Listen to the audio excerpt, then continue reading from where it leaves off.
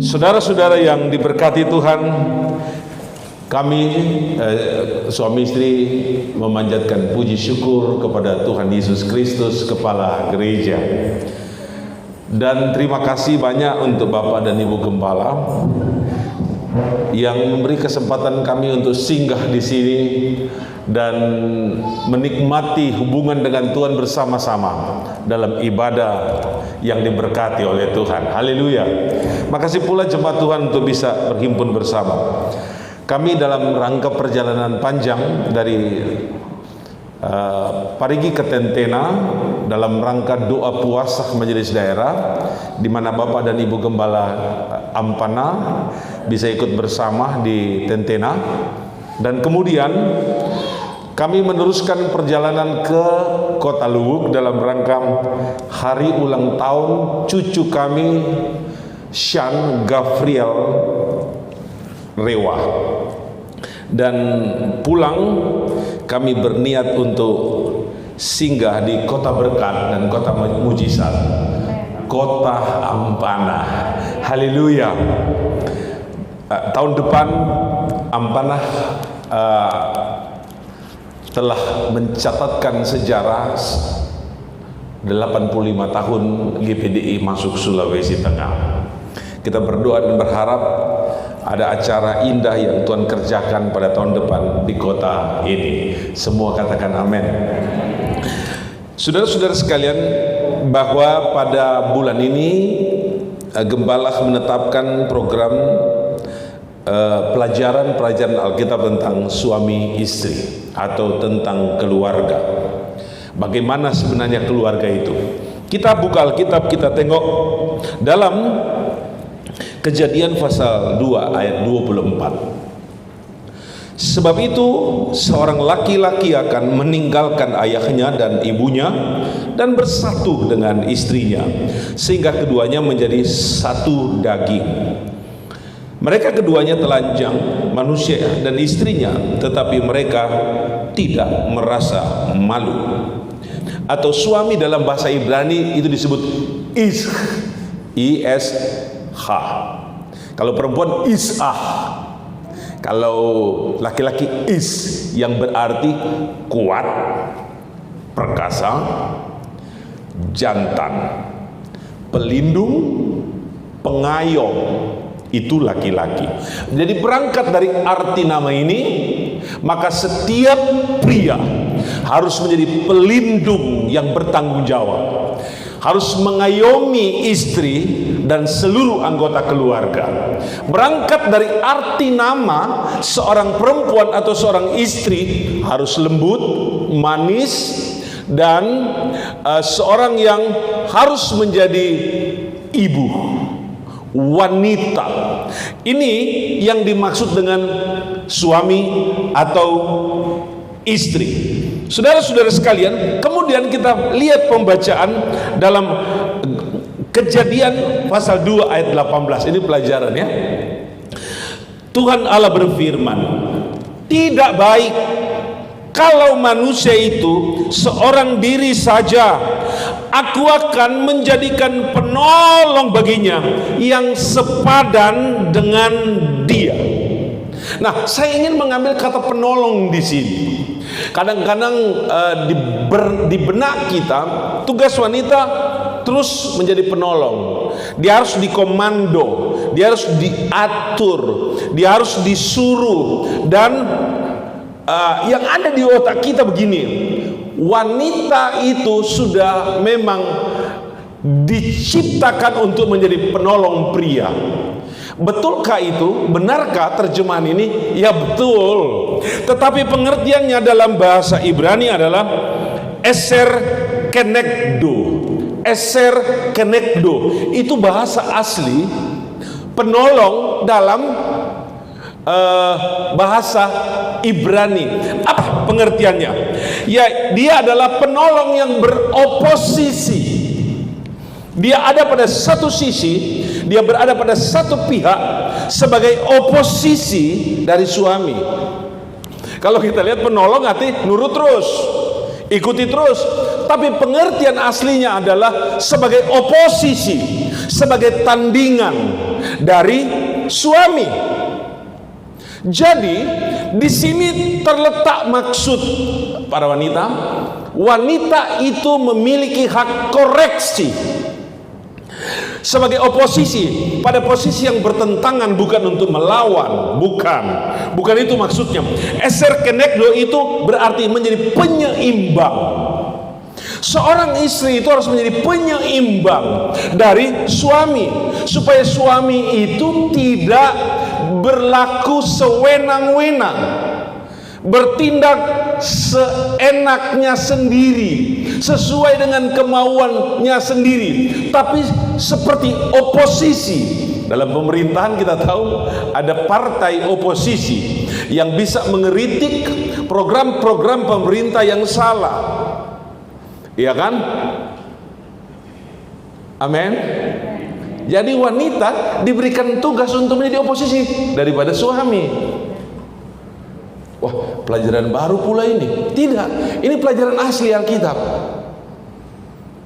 Sebab kalau seorang suami tidak dikoreksi, tidak ada oposisi yang sepadan dengan dia, maka seorang laki-laki itu akan liar lakunya, akan tidak terkontrol perbuatannya, otaknya sudah salah, tidak ada yang koreksi.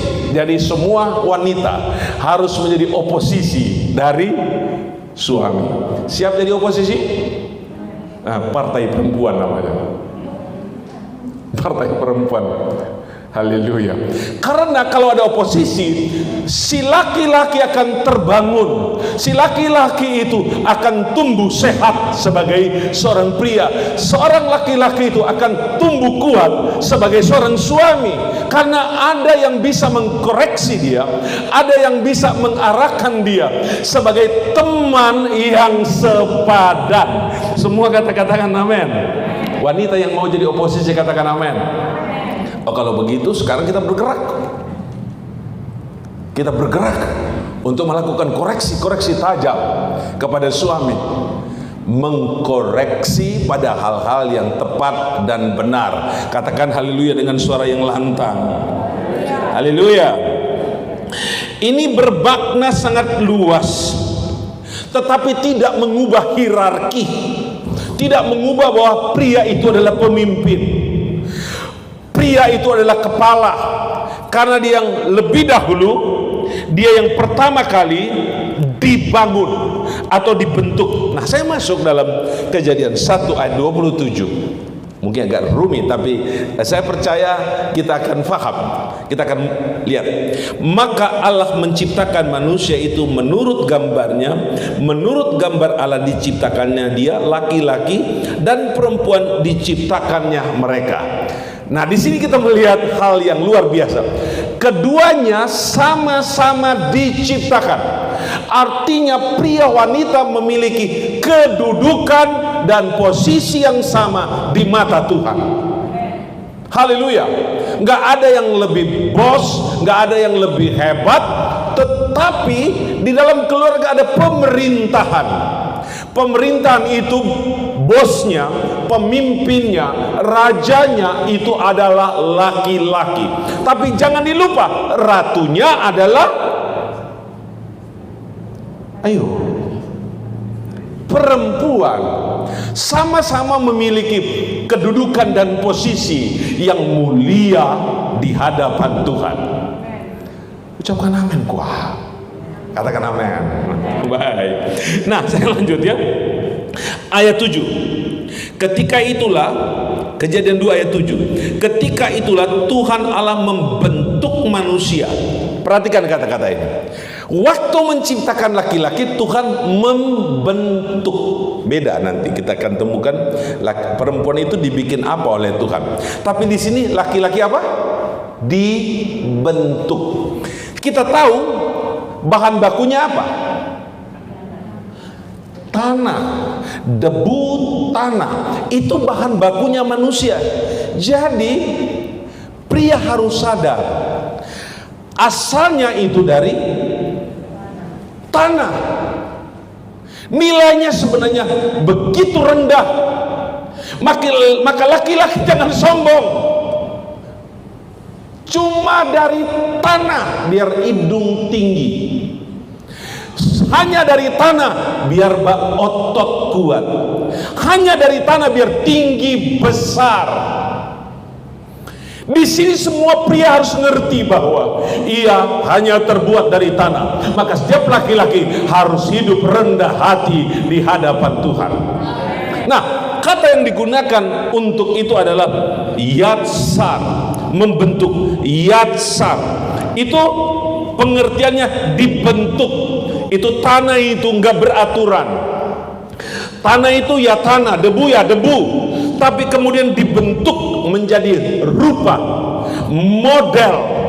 Modelnya manusia itu seperti Tuhan. Maka nilai manusia menjadi sangat tinggi sekali. Dari tanah menjadi model Tuhan. Tuhan punya hidung, saya punya hidung.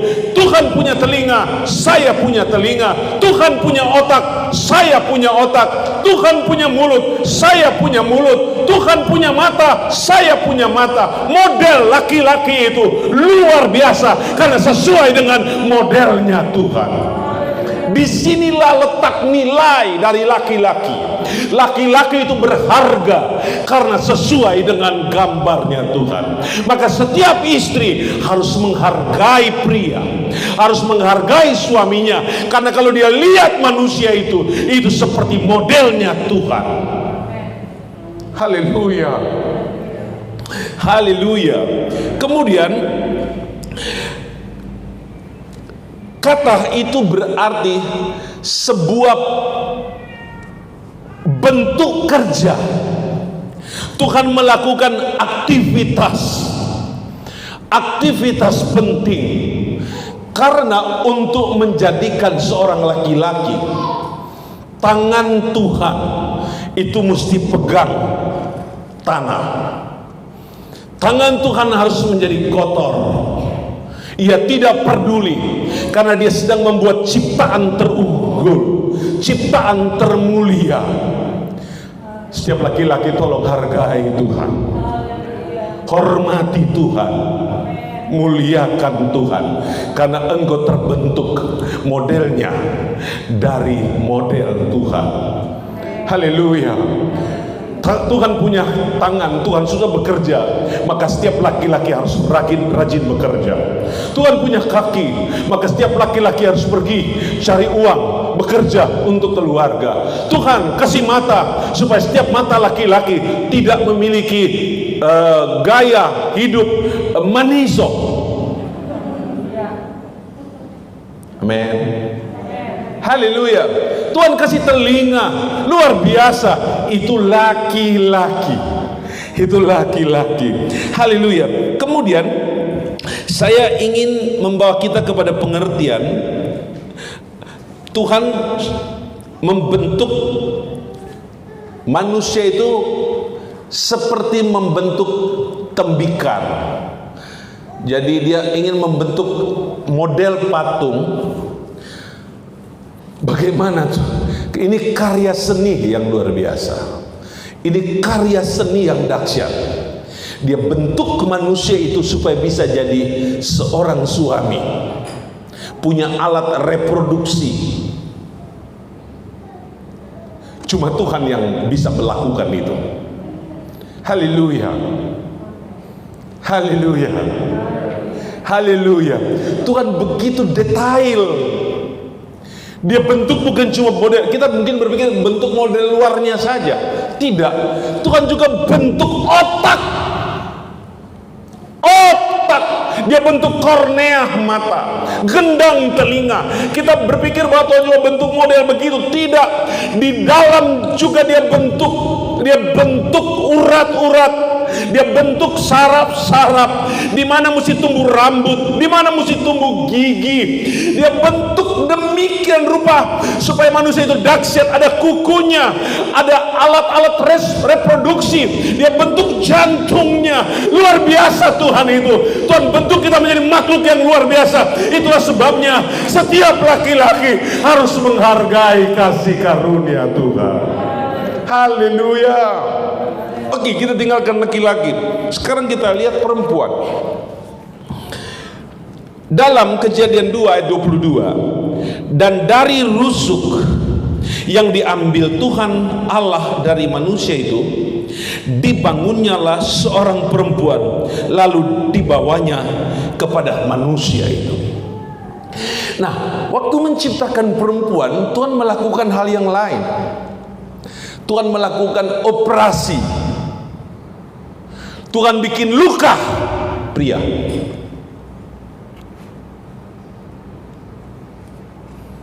Tuhan bikin berdarah untuk pria. Tuhan bikin sakit untuk laki-laki. Untuk melahirkan seorang perempuan, pria menderita. Pria itu sakit, supaya dia tahu bahwa harga perempuan itu mahal. Untuk jadi seorang perempuan itu ada peristiwa operasi. Operasi itu langsung dilakukan sendiri oleh Tuhan. Haleluya. Supaya juga perempuan itu bisa ngerti asalnya dari mana. Supaya apa? Perempuan itu bisa menghargai pria. Karena pria itu sumber dari laki-laki. Emang sumber dari perempuan. Supaya perempuan itu bisa sadar, aku bukan berasal dari tanah, aku bukan berasal dari debu, tapi ada transformasi di situ. Aku berasal dari laki-laki. Maka setiap perempuan, setiap istri harus menghormati suaminya, karena dia tahu dia dari mana. Tapi di sana banyak perempuan lebih sombong dari laki-laki. Di sana dia ampana tete. Tapi kalau di jemaat ampana tidak ada yang begitu. Tapi sebagai Kristen, sebagai orang percaya, kita sadar, wanita harus sadar bahwa ia datang dan hadir dari seorang wanita. Jangan protes, ini serius dan ini pasti benar. Haleluya. Adanya wanita di samping kita sebagai istri itu produknya dari kita juga. Dan kita berdarah-darah untuk adanya istri di samping kita. Adam mesti berjuang di bawah kendali Tuhan untuk menjadikan seorang perempuan. Dan saya mau ambil satu kata Ibrani lagi. Kata dibangunnyalah seorang perempuan. Kata dibangunnyalah di sini digunakan bahasa Ibrani adalah bana. Apa Bapak Ibu? Bana. Kata bana memang pengertiannya membangun seorang perempuan. Tetapi di sini ada unsur arsitek. Di sini ada unsur bukan cuma arsitek, tapi juga ada unsur desain di situ. Dia mendesain seorang perempuan dari bahan baku tulang. Dan di sini juga ada teknik sipil. Memang coba perhatikan, laki-laki dan perempuan itu sama atau beda? Kenapa Tuhan tidak bikin satu kali dari debu dua-dua? Satu laki-laki, satu perempuan, semua dari debu? Kan enggak begitu. Iya toh? Maka laki-laki dan perempuan itu beda banyak. Contoh perbedaannya, laki-laki lebar di dada dari sini, tapi kecil di pinggul. Wanita besar di pinggul, kecil di sini. Beda tuh. DP beda kedua. Laki-laki ada bangka di sini, maka DP suara DP goros. Wanita rata, nggak ada. Ada banyak perbedaan. Yang berikut, pria nggak bisa mengandung karena nggak ada rahim. Yang bisa mengandung dan bisa menyusui itu perempuan. Beda, sangat beda. Dapat tahu itu laki-laki dan perempuan, kecuali laki-laki di Taiwan dan Thailand. So bikin bangga di tempat-tempat yang boleh bangga. Nih. Tetapi prinsipnya beda. Karena laki-laki dari tanah, wanita dari tulang, maka lebih berharga wanita daripada laki-laki. Yang sombong orang laki-laki, dorang lebih berharga dari tulang. Maka banyak wanita lebih keras daripada laki-laki, karena dia dibikin dari tulang. So buju-buju, minta maaf, tidak. Begitu, keras dari tulang. Jadi kalau wanita agak keras-keras sedikit, maklumlah, dari tulang engkau dari tulang. Selain tempatnya itu mulia, karena wanita itu diambil dari sumber yang istimewa, yaitu di sisi jantung, di sisi hati, ada di sini. Dia diambil dari tulang rusuk pria. Selain tempatnya istimewa, juga berharga, maka wanita itu lebih istimewa dari laki-laki. Tidak, laki-laki tidak bilang amin. Setuju Jokwa? Haleluya. Wanita lebih berharga. Coba saya tanya, mana lebih menarik kelihatan, laki-laki atau perempuan? Ya kalau perempuan bilang laki-laki. Tetapi lebih indah, lebih manis, lebih menarik wanita, lebih menarik istri saya dari siapapun juga di bawah kolong langit ini. Haleluya. Paham sampai di sini? Haleluya. Haleluya. Nah, jadi unsur-unsur yang ada pada kata bana ini adalah ada unsur sipil di situ, ada unsur arsitek di situ, ada unsur desain di situ. Sudah barang tentu pipi wanita lebih bagus jauh dari pipi laki-laki. Karena DP sumber beda. Haleluya. Haleluya. Haleluya. Saudara-saudara yang diberkati Tuhan, keluarga Nabi Nuh, untuk menutup khotbah saya, Nabi Nuh dibilang dalam Alkitab, Nuh mendapatkan kasih karunia di mata Tuhan. Sebagai seorang laki-laki atau sebagai seorang suami, ia menjadi titik perhatian Tuhan. Dia menjadi fokus perhatian Tuhan. Artinya dia adalah seorang suami jempolan. Haleluya. Dia disayang oleh Tuhan. Lanjut, kalau kita lihat dalam itu Kejadian 6 ayat yang ke-8, tapi Kejadian 6 ayat 9, inilah riwayat Nuh. Nuh adalah seorang yang benar. Nomor 2, mendapat perhatian Tuhan. Kemudian 2, benar. Kalau Tuhan bilang benar, pasti benar. 3, dan tidak bercelah di antara orang sesamanya. Tidak bercelah.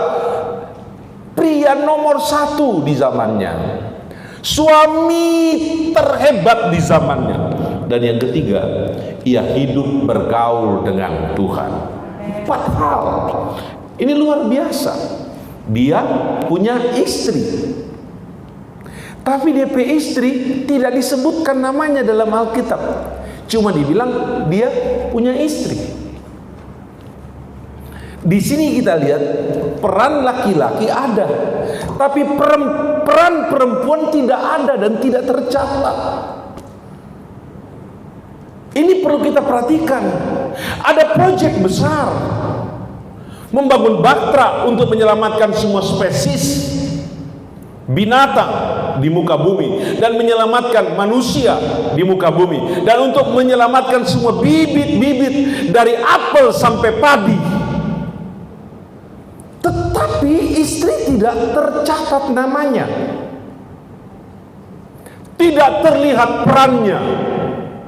Saya mesti kasih tahu kepada kita semua, peran istri harus nyata. Peran istri harus ada bukti dalam pelayanan, dalam rumah tangga, dalam pekerjaan, dan dalam bisnis. Harus ada. Haleluya. Ini membuktikan adanya chemistry antara suami istri, bisa bekerja sama dalam pelayanan, bisa bekerja sama dalam membangun keluarga, bisa bekerja sama dalam membangun bisnis keluarga. Istri daripada Nabi Nuh tidak terlihat kerjanya, tidak terlihat aksi-aksinya. Kita akan lihat bahwa akibatnya akan sangat fatal kalau istri tidak bekerja. Ada Deborah yang bekerja luar biasa, ada Maria yang dipakai Tuhan luar biasa, ada Eunike dalam Alkitab yang dipakai heran, ada Maria Magdalena. Cuma karena dia tidak berperan, dia tidak dicatat.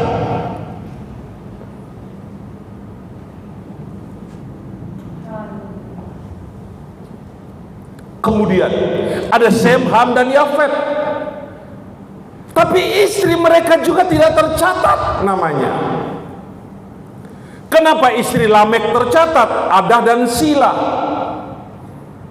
Hawa tercatat. Sarah ada namanya. Rahel ada namanya. Sipora ada namanya. Daud ada nama istrinya. Ini nabi besar, hamba Tuhan yang luar biasa. Tidak tercatat nama istrinya. Nama daripada istri-istri dari anaknya Sem, Ham, dan Yafet juga tidak tercatat. Padahal mereka bikin proyek besar, kapal yang panjangnya 137 meter, lebarnya 27 meter itu kapal, tingginya sekitar 13 meter itu kapal besar sekali, lebih besar dari kapal-kapal yang pernah masuk di Pelabuhan Ampana. Serius. Karena kapal ini akan muat semua bibit, kapal ini akan memuat semua makanan binatang, semua binatang. Kapal itu besar, volumenya besar sekali. Tapi mana peran istri? Ayo, para istri jemaat di Ampana, berperanlah untuk pelayanan pekerjaan Tuhan. Haleluya. Yang setuju katakan amin sambil menganggukkan kepala. Dan akhirnya produksi kapal mereka hebat. Diterjang tsunami terbesar sepanjang zaman. Diterjang ombak gelombang yang sangat besar, yang tinggi air itu melampaui seluruh gunung tertinggi di dunia. Tapi kapal itu tidak rusak, kapal itu tidak hancur. Artinya kemampuan teknik daripada Nabi Nuh hebat, kemampuan membangunnya itu sangat dahsyat dan luar biasa. Ia seorang insinyur yang luar biasa. Bukan cuma sekedar insinyur, dia kaya raya karena dia berhasil membangun sebuah bahtera yang mahal sekali harganya. Dia kaya, dia manajer, dia pekerja keras, dia luar biasa. Tapi ia tidak menampilkan tugas istri. Ini salah dari istri juga, dan juga salah dari suami, karena tidak ada kolaborasi di sana yang terlihat. Nah, saya mau akhiri ya. Ini poinnya. Poinnya ini. Selesai 150 hari kapal itu kandas di pegunungan Ararat di Turki. Situsnya ada di ketinggian hampir 4.000 meter di atas permukaan laut. Saya rindu ke sana, tetapi oksigen kurang, mesti sewa helikopter baru bisa. Nanti kolaborasi dengan Koaco, orang mau sewa helikopter, kontrol pergi ke aco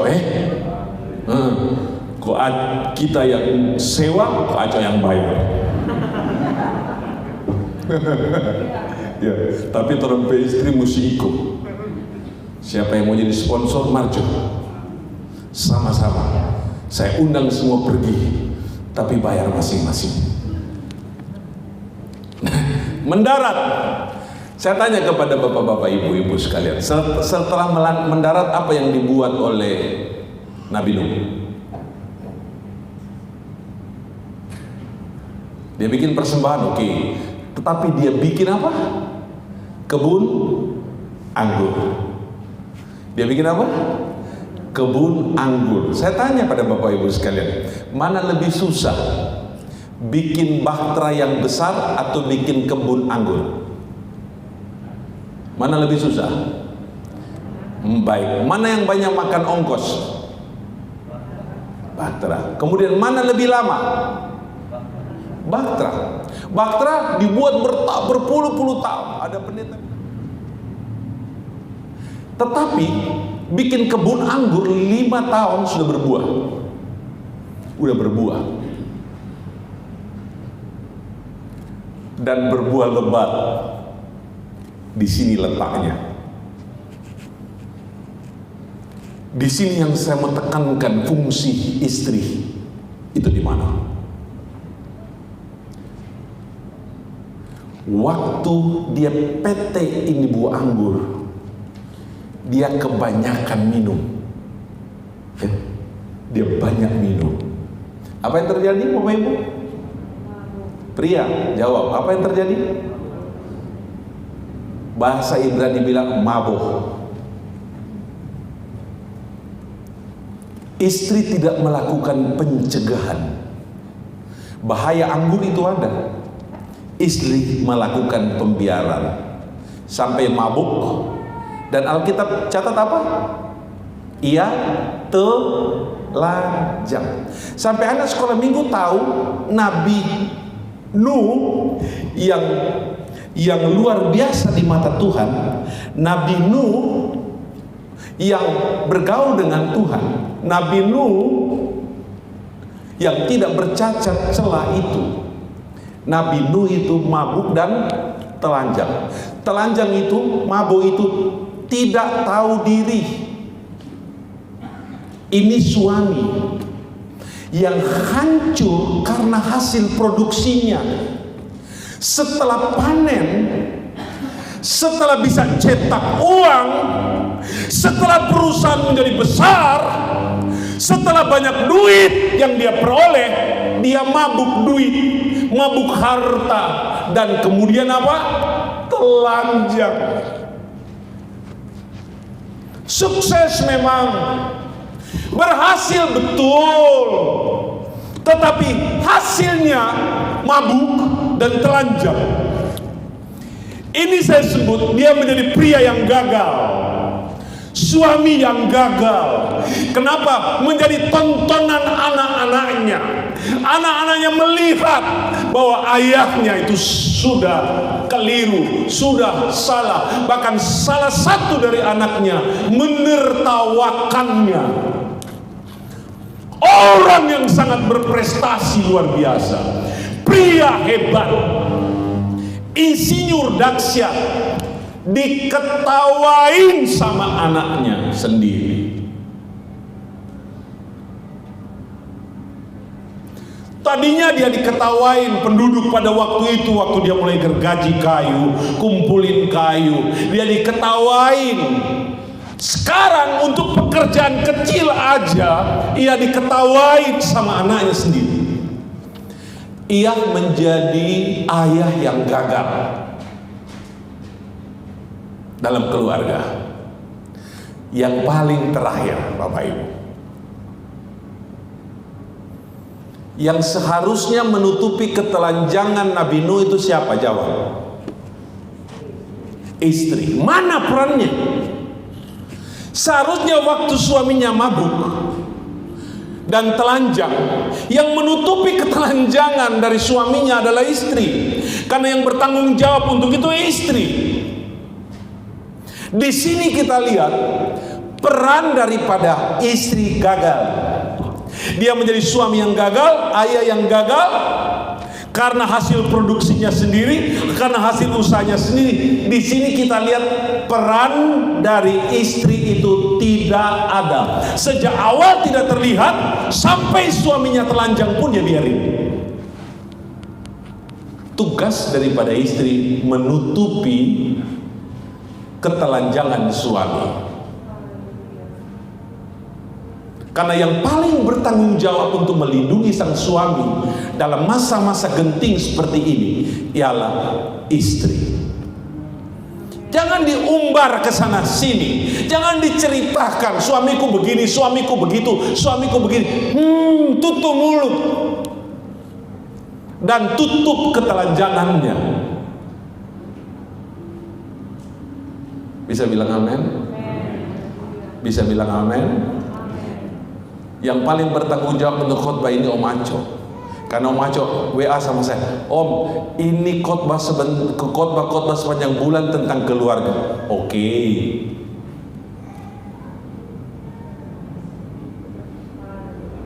Ya tahu. Tapi tolong tidak aku cerita ini cuma karena program ini, maksud Tuhan untuk kita semua, termasuk untuk saya. Haleluya. Siapa yang jadi korban?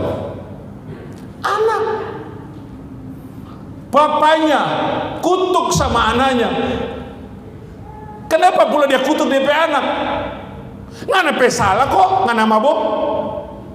Iya toh. Kamu punya salah kok, kamu telanjang. Kenapa anak yang mesti dikorbankan? Iya kan? Amin. Akhirnya Ham itu terkutuk. Sampai dong bilang, dia tidak tinggi hidung, dia punya kulit juga gelap. Orang-orang di daratan Afrika katanya begitu. Kita tidak tahu betul atau tidak, tapi betul-betul petah dari bangsa-bangsa di dunia. Sampai dia kulit kasih jadi beda, tak kena kutuk. Kasihan Ham dikutuk. Nggak boleh. Seorang ayah harus mengangkat derajat anaknya. Haleluya.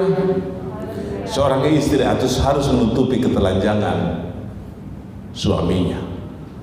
Seorang suami harus membela dan mengayomi istrinya. Glory bagi Tuhan Yesus. Saatnya kita tundukkan kepala.